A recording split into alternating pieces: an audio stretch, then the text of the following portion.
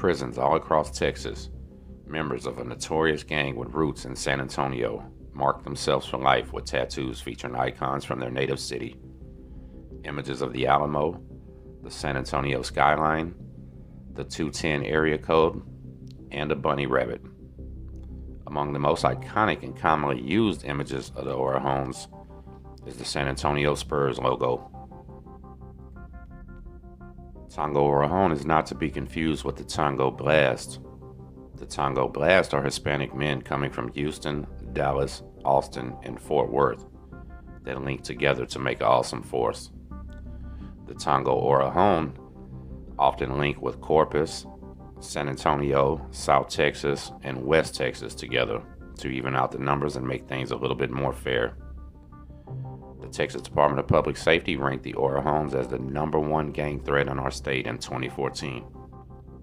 There are about 200 known members of the Tango Orejon in the Bexar County Jail at any time, but that number can fluctuate on a day-to-day basis according to gang experts with their sheriff's office. Authorities estimate the actual number to be around 500 on an average day.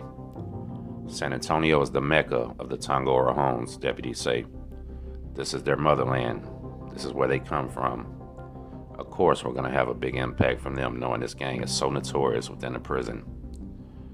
The gang takes their name from the Spanish word for having big ears. The idea being that members are troublemakers who've been pulled by the ear a time or two, according to some accounts. Since its inception, San Antonio has been the motherland for the Texas Mexican Mafia. The Orejons received big resistance when trying to form. They've had to battle the Mexican Mafia in prison yards and their county jail, as well as on the streets. The Mexican Mafia is a blood-in, blood-out organization. Once you come into that type of gang, with the knowledge and the work that you do, the things that you see, that gang would not feel secure that you can get out and not speak about it or talk about it. It's blood in, blood out. Therefore, there is no leaving unless you die. That is not the case with the Texas Tango gangs. Once you get out of prison, you're basically your own man again. The Tangos are unlike other prison gangs in that they do not have a hierarchy, constitution, or structure.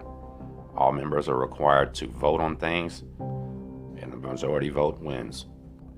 With gang officers segregating the Texas Syndicate and Mexican Mafia as well as other Hispanic prison gangs, the Tango families have grown exponentially. They do have the largest numbers in the Texas prison system. They don't care about constitutions. They don't care about rules or rank. All they care about is numbers and their friends from their hometown. The bigger the number, the better chance they have against any prison gang in the prisons. While Tango Orejon is active within Bexar County Jail, members are not allowed to join there. You can only join in a real prison. Tango Orejon dates back to the 1970s at least. They used to call themselves Orejones. There was no Tango Blast back then. Orejones were just a gang or hometown set that originated within prison for people who were from San Antonio to watch each other's back and make money. Originally, he said they actually were working for the Mexican Mafia, but something happened along the lines where the Tangos didn't want to take orders anymore, and it created the war. The Mexican Mafia were trying to use the Orejones as crash dummies. They were doing the dirty work for the Mexican Mafia and taking all the heat without getting all the rewards. Oftentimes, you'll see Orejon members with the tattoo that says most hated because they're not the biggest, but they still stand strong and they will battle anybody necessary.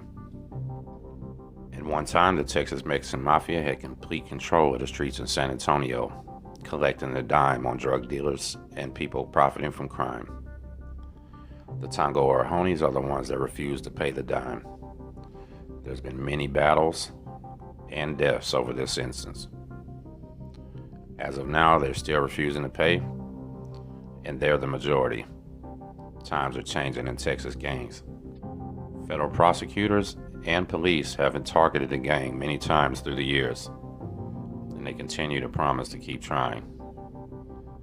As the gang evolves, they will make it harder on federal investigators, and they'll have to work a little harder.